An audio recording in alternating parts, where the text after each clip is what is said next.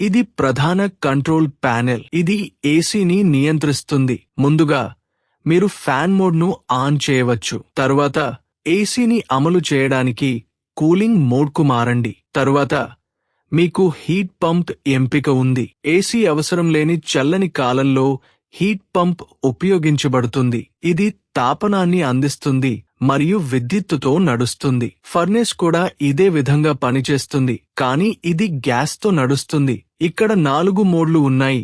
AC విద్యుత్తో పనిచేస్తుంది మరియు చల్లని కాలంలో తాపన గ్యాస్ మరియు విద్యుత్ రెండింటిపై పనిచేస్తుంది. ఇప్పుడు మీరు రెస్ట్రూమ్కి వచ్చి పైకి చూస్తే మీరు ఎయిర్ వెంట్ కోసం మరొక కంట్రోల్ ప్యానెల్ను చూస్తారు.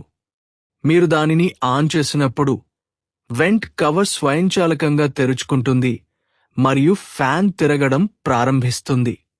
మీరు ఇక్కడ నుండి ఎయిర్ వెంట్ను రిమోట్గా నియంత్రించవచ్చు. మాకు ఇక్కడ అత్యవసర లైట్ కూడా ఉంది. అన్ని లైట్లు ఆరిపోయినా ఇది స్వయంచాలకంగా ఆన్ అవుతుంది. మరియు విద్యుత్ విఫలమైనా మా దగ్గర జనరేటర్ ఉంది.